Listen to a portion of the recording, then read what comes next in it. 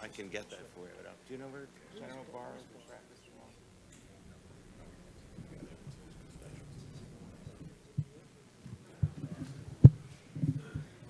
As soon as he does,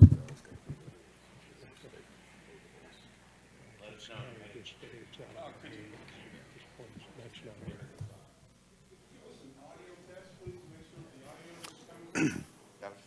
okay, I'll be at this. Yes, so. I don't want to deafen anybody, but yeah. Lee, do you want to give him a test? 1, 2, 3, 4, 5, 6, 7, 8, 9, 10. That's working. All right.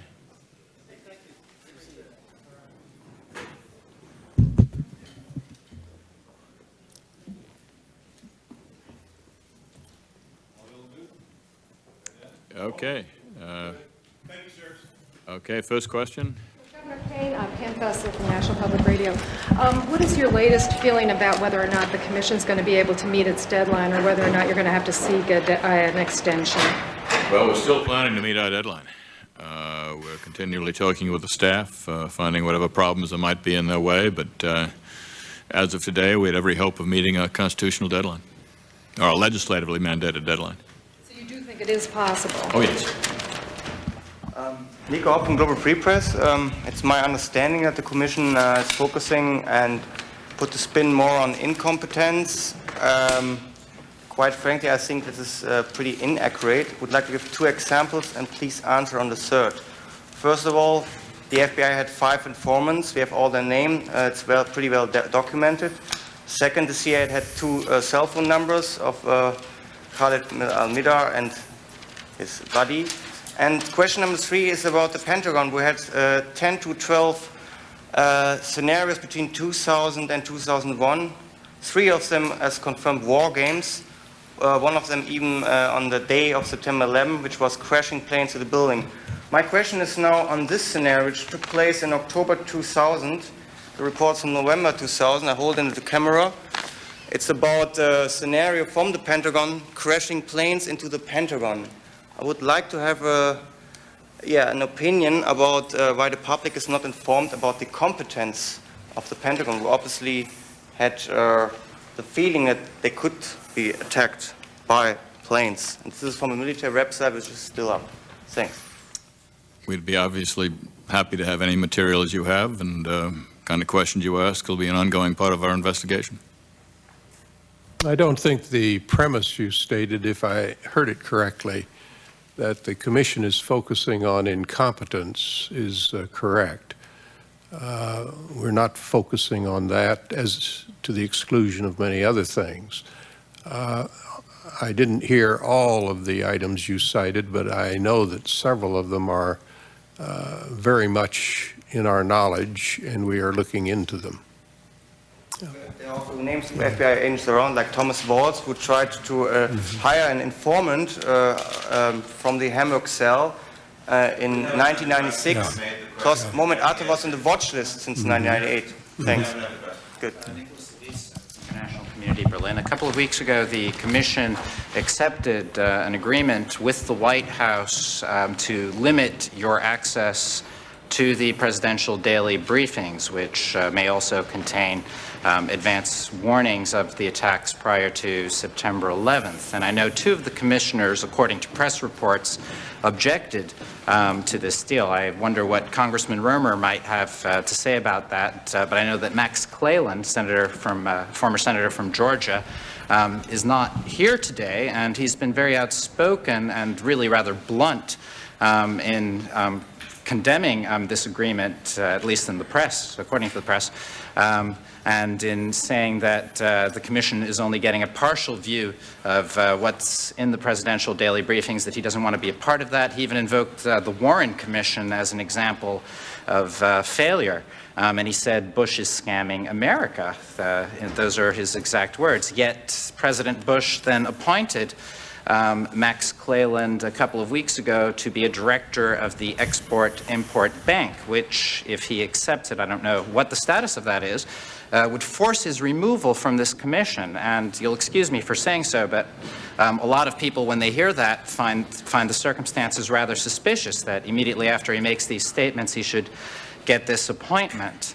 So I was wondering what you're planning to do, how you're planning to address this attack on the Commission's credibility by one of its own members, or at this point, former members. And also, as a follow-up, the replacement is going to be appointed by Senator Daschle, I believe. I spoke with his office, and I was told that a lot of people are calling and urging them to appoint a family member from one of the 9/11 families to replace Senator Cleland on the commission as someone who would have an absolute incentive to get to the bottom of all questions. And I was wondering what you would think of that as well, although of course you can't take any influence on it. I think there's about 7 questions there at least, or statements, one or the other. First of all, taking on Max Cleland, anybody who knows Max Cleland would never question his integrity. He would never take an appointment as a payoff, which you imply, at all. I just resent that on his behalf. Senator Cleland is an American hero as far as I'm concerned.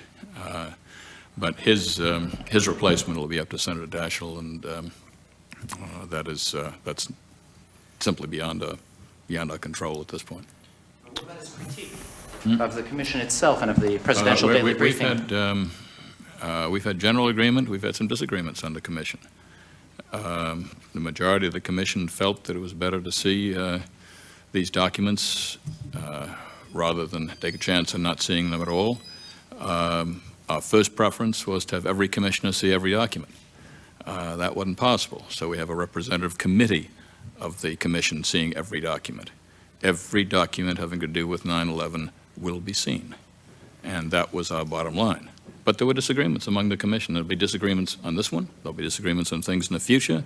There have been a number of disagreements on things in the past. That's the nature of having 10 people discuss things, and the majority then goes ahead. But the overwhelming view of the commission is that under the agreement with the White House, we have access to all of the information we need, and that we can fulfill our mandate with the access that we have.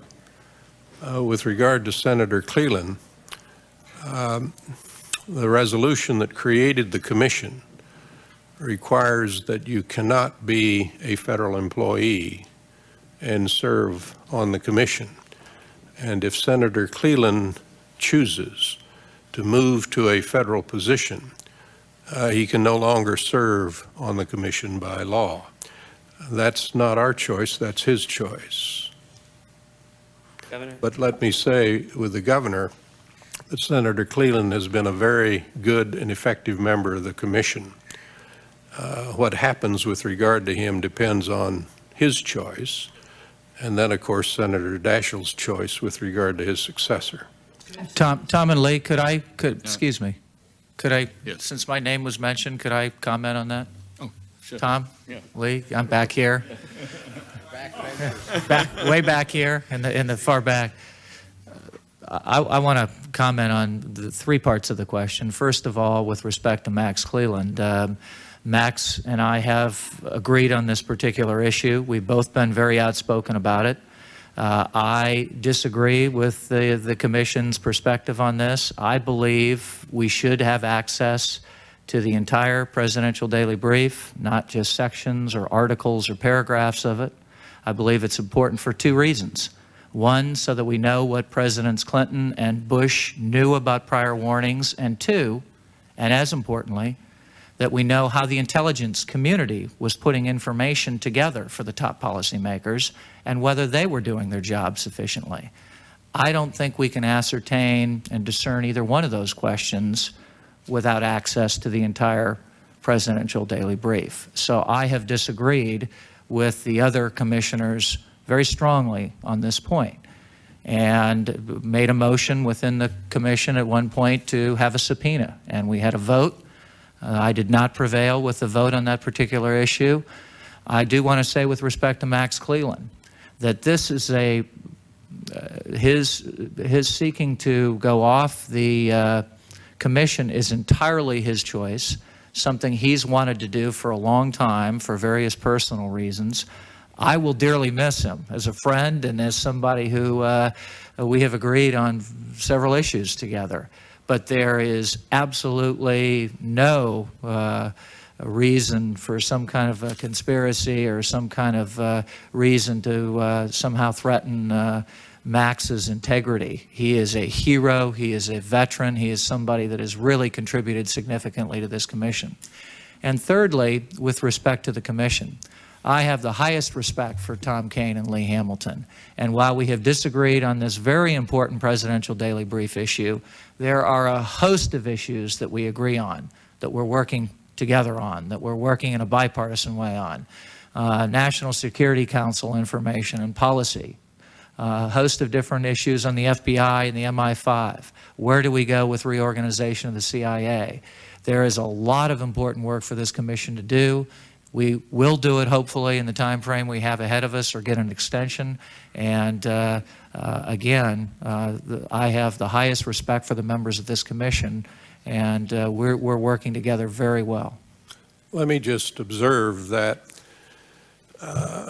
Congressman Romer, who likewise is a tremendous member of the commission, on his first point, wants us to see the entire PDB documents. The problem with that is that it's beyond our mandate, and we cannot ask for things that run beyond our mandate. If it were important for the commission to have the authority to look at all of the PDBs, then that power should have been placed in the commission, but it was not. Okay, you had a question. Yeah, at Drew University, both you indicated, I think Congressman Hamilton, you indicated that there were decisions imminent on important questions about going forward in terms of putting witnesses under oath or not, or having them testify not under oath as we're seeing in public. I want a status report on that. And also, relatedly, a status report on whether invitations have gone out to President Bush and or President Clinton to formally come before the commission in one of those settings. We are still in discussion on the question of who to place under oath and when to place them under oath, and if to place them under oath. That's something we have not determined yet as a commission, and we have not discussed the problem of, or the question of whether or not either president will be invited to testify either in public or in private. The commission hasn't even discussed. That's correct. Not only has there not been invitation. That's correct. Okay. Mike Kelly, Bergen. Yeah, Mike. You know when you plan to discuss it? Wait, the presidents? Yeah. I suspect down the line, when we've heard from both public and privately from a number of members of their administration, that will lead us into the question of whether we need to hear from them. Governor Kean, could you elaborate a little bit when you were talking Robert Henley, WNYC? I think you had your university president's hat on. You were talking about the trouble with getting scholars of some renown over, and then Congressman Hamilton, you mentioned it. Could you elaborate a little bit more about some of that frustration of trying to get the best and brightest to visit America at this point? Yeah, I was talking not only about it was interpreted as scholars, and that's true, but I was also talking about students. We've historically in this country been able to get some enormously bright students from Asia, from Africa, from the ex-Soviet Union, numbers of parts of the world who've come over here to study and then have gone back to their countries as leaders in many cases in a very few years, imbued with some of our values and some of the things they have gotten from this country, and then they have informed the decisions they've made, often as leaders of their country. I think that's been a very positive thing for this democracy. What worries me now is that I see anecdotally as a college president, and I hear from other college presidents also, that a number of these same kind of people, not just scholars but students, are now being denied the opportunity to come over here. They're going to some other part of the world, therefore, to study. They will not have the same feeling and impressions of the United States. They will not understand our Constitution and our democracy the way these people have in the past. And I think, frankly, this world will be poorer for it. That's what I was talking about, and that's what I worry about. I think the governor and I both appreciate that you've got a very difficult problem here, and that's balancing security on the one hand and access to the country on the other. And our concern, I guess, is that we don't have that balance right yet. on the basis of these anecdotes that both of us hear often. I think this is very well known in the policy community today, and they're worried about it. They're hearing from all of the university presidents and many others across the country. So I think it's something we just have to struggle at, and my own view at this point is that because we are excluding a large number of these very bright people, our national interest is being adversely affected by excluding them. But I recognize that the security people have a genuine concern here. So we've got to keep getting the balance right. It's not just a matter of their intellectual firepower, which is important to us, but Tom, I believe the universities get a lot of money from these folks too, in terms of Some of them. Some of them, not maybe not most of them, but they John Judge from 911 Citizens Watch. The recent commission that was set up to study the shuttle disaster, which was given a great deal more resources than your commission was criticized still because it did not have a sunshine approach to the forensic evidence that it developed. And the thought was that by putting some of that evidence forward, a larger community in the United States would have been able to comment on it.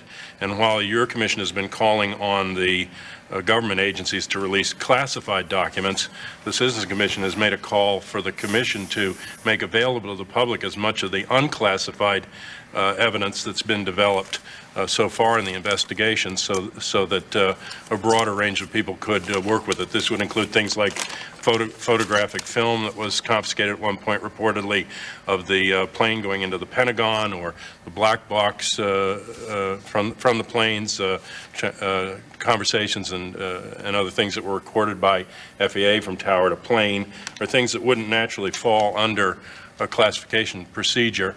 But shouldn't be, in our view, locked up because they're part of an ongoing investigation, but rather to try to get a broader view. And I'm wondering if you've thought anything about that, or would consider releasing some of the evidence that's not classified. We will try to release. We're making a great attempt to write a report that is not going to have the problem of some recent reports, and is not going to have portions of it classified or portions of it excluded from the American people. That's very much in the back of our mind. There are going to be large sections of the sections of our work which may be put out separately, which will have to be classified because of the law of the United States.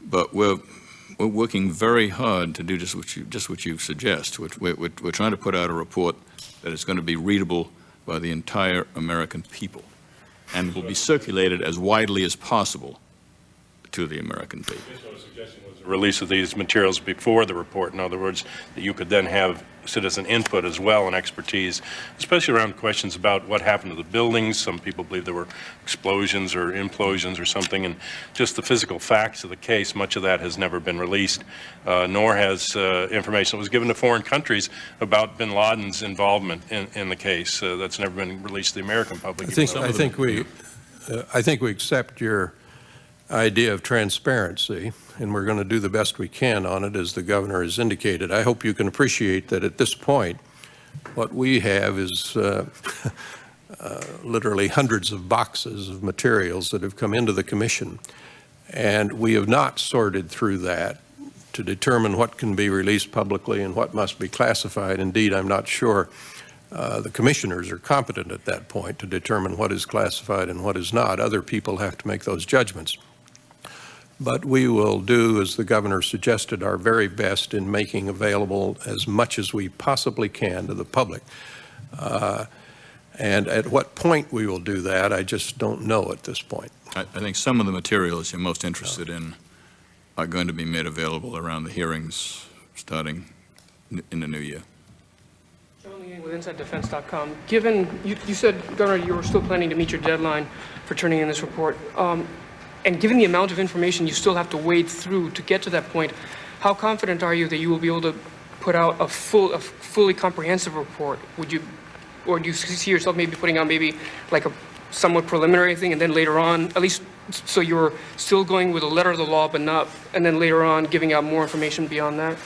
No, we hope to we hope to produce a report that I say with integrity, which means a full and complete report in and around the deadline that Congress has given us.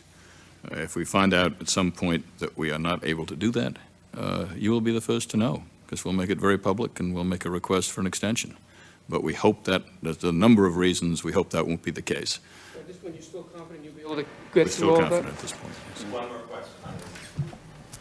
Hi, Anita Siegfried, Fox News. How do you feel after the 6th public hearing, how you feel the commission is going, just with the enlistment of the witnesses and so forth?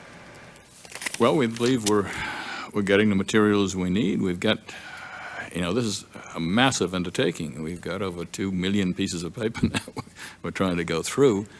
These public hearings are designed to inform answer some of the main questions in our recommendations that we are mandated to make.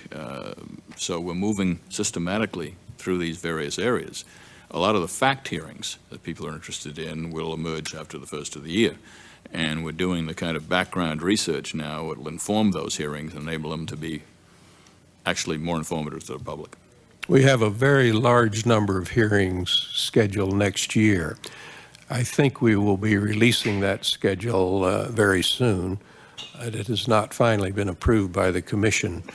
But beginning in January, there are a lot of hearings running up through April, I think.